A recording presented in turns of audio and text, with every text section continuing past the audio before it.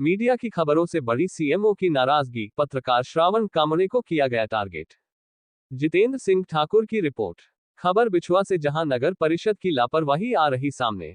घटनाओं और नगर परिषद की कार्यशैली पर सभी समाचार पत्रों, न्यूज चैनलों पर नगरपालिका की लापरवाही के विषय पर लगातार खबर प्रकाशित की जा रही है, किंतु नगर परिषद में किसी प्रकार से कोई सुधार नहीं किया गया है, बल्कि एक व्यक्ति विशेष पत्रकार श्रावण कामरे को टारगेट कर पत्रकारों की आवाज को दबाने का प्रयास किया जा रहा है।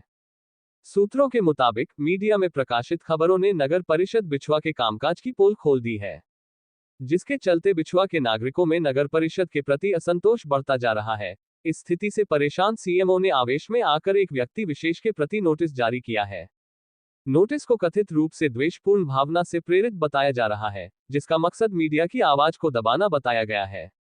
मीडिया जगत से जुड़े व्यक्तियों का कहना है कि प्रशासनिक अधिकारियों का ये कदम उनकी लापरवाही और आलोचना को दबाने के उद्देश्य से उठाया गया है। स्थानीय पत्रकारों ने इस कदम की कड़ी निंदा करते हुए इसे अभिव्यक्ति की स्वतंत्रता पर प्रहार करार दिया है। इसके साथ ही बिछुआ में बहुत से नागरिकों द्वारा मकान का कर लंबे समय से जमा नहीं किया गया है, किंतु कर वसूली के लिए नगर परिषद की ओर से केवल एक व्यक्ति को चुनकर व्यक्तिगत द्वेष भावना से नोटिस भेजा गया, जिससे उस व्यक्ति के द्वारा पक्षपात का आरोप लगाया गया है। स्थानीय नागरिकों का कहना है कि सभी व्यक्तियों पर समान रूप से कार्यवाही होनी चाहिए, न कि किसी एक व्यक्ति को निशाना बनाया जाए। स्थानीय नागरिक भी नगर परिषद की इस निर्णय से क्रोधित हैं और जल्द ही इस मामले को लेकर उच्च अधिकारियों से शिकायत दर्ज कराए जाने की संभावना जताई गई है। जब इस मामले में सीएमओ बिछुआ आशीष कुमार मेरावी से चर्चा की गई तो उनके द्वारा किसी प्रकार से कोई संतोषजनक जवाब नहीं दिया गया। पत्रकारों के द्वारा जब मकान कर के विषय में जानकारी मांगी गई तो संबंधित राजस्व विभाग कर्मचारी के द्वारा श्रावण कामरे के विषय में किसी प्रकार से कोई जानकारी प्रस्तुत नहीं की गई। इससे यही सिद्ध होता है कि केवल पत्रकार श्रावण कामरे को प्रताड़ित किया जा रहा है, जिसकी शिकायत पत्रकार श्रावण कामरे के द्वारा उच्च अधिकारियों से की जाएंगी। सर बताइए सर, ये लगातार नगर परिषद में खबरें प्रकाशित हो रही है, जिसको लेकर आपने व्यक्तिगत रूप से किसको नोटिस जारी किया है सर कल की डेट में? कौन से प्रकार उसके प्रचार की बात कर रहे हो सर? जो आपने जो नोटिस जारी किया है जी, आए दिन आपके नगर परिषद खबरें चल रही है अप डाउन को लेकर जी, पार्क को लेकर जी।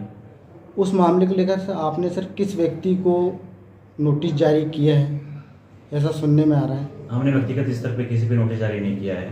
यहाँ श्रवण कामरे पत्रकार महोदय यहाँ पे आए हुए थे, उन पे हमारे जो राजस्व में जो कलेक्शन करते हैं उन्हें हमने सूचित किया कि इनके टैक्स बकाया है, लेकिन उनके द्वारा ये बोला जा रहा है कि हमें घर पे कोई सूचना नहीं दी गई, राय चलते बोलते हैं, इसलिए हमने व्यक्तिगत तौर पे उन पे सर श्रवण कामरे के नाम से आज तक कोई टैक्स जारी नहीं किया गया, लेकिन अचानक श्रवण कामरे के नाम से कैसे टैक्स जारी किया गया? टैक्स जारी हो तो रिपोर्ट में रहेगा कि टैक्स किसके नाम पे जारी। कब आपने श्रवण कामरे के नाम में हस्तांतरित किए? अभी मैं यहाँ पे नया हूँ, तो हस्तांतरण कब हुआ उसकी जानकारी मुझे निकालनी पड़ेगी। और आपने 21/10/24 को कितने नोटिस जारी किए? फिलहाल तो हमने एक ही किया है। तो ये सर ये व्यक्तिगत ही हुआ? हमने व्यक्तिगत नहीं किया है, हमने सिर्फ उसी के नाम पे नोटिस जारी किया है जो बोल रहा था कि हमें सूचित नहीं किया जा रहा है, और हम जब यहाँ पे नगर पालिका आ रहे हैं तो हमको बोला जा रहा है कि तुम टैक्स पे नहीं कर रहे हो। व्यक्तिगत रूप से बोल रहे हैं कि व्यक्तिगत रूप से हमें टारगेट किया जा रहा है, हमने व्यक्तिगत रूप से किसी को टारगेट नहीं किया है। सर सुनने में आ रहा है कि लोगों पर 25-25, 30-30 हज़ार का कर बाकी है, तो उन बकायेदारों पे आपकी अब क्या कार्रवाई होंगी? जिन पे भी टैक्स बाकी है उन सब पे कार्रवाई करवा रहे हैं। जिनके नल कनेक्शन संपत्ति कर बाकी हैं उनके हम नल कनेक्शन कटवाएंगे। जो भी हमारे पे कार्रवाई होगी हम सब पे कार्रवाई करेंगे। अच्छा, एक साथ सबके ऊपर कार्रवाई क्यों नहीं की गई सर? धीरे धीरे हो रहा है, अब कोई भी चीज़ इकट्ठे नहीं होती है। पर्सनल जैसे एक व्यक्ति के एक को क्यों नोटिस जारी की, इसका कारण जानना चाहते हैं सर हम। हमने अभी बताया कि हमें एक विषय पे एक व्यक्ति पे क्यों नोटिस जारी किया जी। जिस पे हमने नोटिस जारी किया व्यक्ति विशेष यहाँ पे आके बोला जा रहा था कि हमें सूचित नहीं किया गया कि हमारे पे टैक्स बाकी है, इसलिए हमने टैक्स जारी किया। हमने किसी व्यक्ति विशेष पे किसी पर्सनल इसको लेके हमने जारी नहीं किया है। राधे श्याम चौधरी उस विभाग में बैठ रहा है, इस विषय पर आप क्या कहना चाहेंगे? उत्तम जी नर्रे के अलग कैबिन है, जरूरी नहीं कि वहाँ बैठें। अब रही बात तो वो उनकी हाईलाइट होने की, तो वसूली पे वही जाते हैं, लेकिन उनको गाइड करना सिर्फ उत्तम जी नर्रे के हाथ के अंदर होता है। तो सर ये चौकीदार पद पे है, तो ये कब आपने आदेश जारी किया उनको वहाँ पे? राधेश्याम चौधरी राजस्व विभाग में कर वसूली करने का? वो मेरे यहाँ पे पद ग्रहण से पहले से यहाँ पे वो कार्य कर रहे हैं, राजस्व मतलब वसूली का काम करते हैं। तो आप अपने पद, उनके पद के अनुसार कार्य क्यों नहीं करवाया जा रहा है? हमारे पास कर्मचारियों की कमी है, इसलिए हम उसको बैलेंस करने के लिए। जो अनुभवी लोग हैं उनको आप चांस नहीं दे रहे हैं? ऐसा नहीं क्यों है सर? कि अनुभवी नहीं है, ऐसा कौन व्यक्ति जो अनुभव है और उसको हम चांस नहीं देते। लेकिन सर आपके जो कर्मचारी बैठते हैं उनसे जब किसी चीज़ की जानकारी पूछी जाती है जी। तो उनके द्वारा कोई जानकारी नहीं दी जाती, जो भी पूछना आप साहब से पूछी, तो ऐसे लोगों को आप क्यों बैठाल के रख रहे हो? क्यों कोई भी दिया जा रहा है कोई भी जो जानकारी आम नागरिक की समस्या का हल नहीं कर पा रहा है? कोई भी जानकारी रिकॉर्ड निकालने में समय लगता है। अगर आप चाहेंगे एट दैट टाइम जो रिकॉर्ड मिल जाए, थोड़ा समय तो लगता है।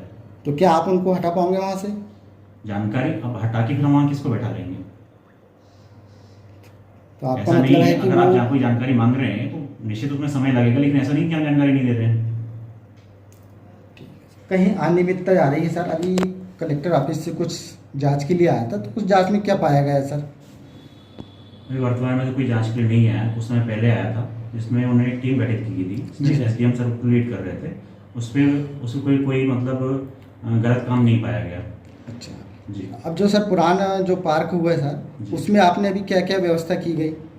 पुराने पार्क में हमने झूला सही करवाया है, जो भी सामान टूट फूट हो गई तो उसकी वेल्डिंग करवाई है, उसमें फिर से बच्चों को खेलने लायक हमने बनाया है। सर उसमें आज तक ना ही लाइट की व्यवस्था नहीं हुई, तो उस विषय में आप क्या कहना चाह रहे हैं? आसपास पोल लगे हुए हैं, वहाँ से लाइट वहाँ से प्रकाशन हो जाता है। 2 साल से सर वहाँ लाइट की व्यवस्था नहीं है, आज के पास पार्क के पास ही एक पोल लगा हुआ है जी। वहाँ स्ट्रीट लाइट जलती है, लेकिन शाम के समय अंधेरा हो जाता है सर रोजाना। पर्याप्त वहाँ पे लाइट वहाँ पे व्यवस्था हो जाती है, पहुँच जाती है। अभी वर्तमान में चालू है या बंद है सर लाइट वहाँ? वर्तमान में चालू। है। डाउन को लेकर सर जो आपके कर्मचारी जी अप डाउन कर रहे हैं छिंदवाड़ा से, और आप स्वयं मुख्यालय में रह रहे हैं, जी। लेकिन आप अप डाउन करने वाले अधिकारियों पे अंकुश क्यों नहीं लगा पा रहे सर? जो कर्मचारी अप डाउन कर रहे हैं उनको हमने नोटिस भिजवाया है, उनसे ये बोला गया है कि मुख्यालय पे निवास करें। हम ये सुनिश्चित करेंगे कि वो मुख्यालय पे निवास करना सुनिश्चित करें। तो कब तक इन पर कार्रवाई हो सकती है सर? हमने नोटिस पर पहुंचवा दिया, कुछ दिन में कार्रवाई हो जाएगी अगर मुख्यालय में निवास नहीं करते हैं तो। और विशाल सोनी जी विगत 1.5 साल से कलेक्टर ऑफिस में जी। अटैच है, जी। तो अटैच को लेकर आप क्या कहना चाहेंगे? अब वो कलेक्टर ऑफिस में अटैच है, हमने कलेक्टर साहब से मांग की है कि निर्वाचन समय पूर्ण हो चुका है, उनको कम से कम कृपया करके हमारे ऑफिस भिजवा दीजिए। सीमांकन की जांच हो चुकी है और उसकी रिपोर्ट आपके लगभग शायद नगर परिषद में आ चुकी है, तो इस पर अब आगे चल के आपका क्या कार्रवाई का दौर रहेगा सर उस अतिक्रमण को लेकर?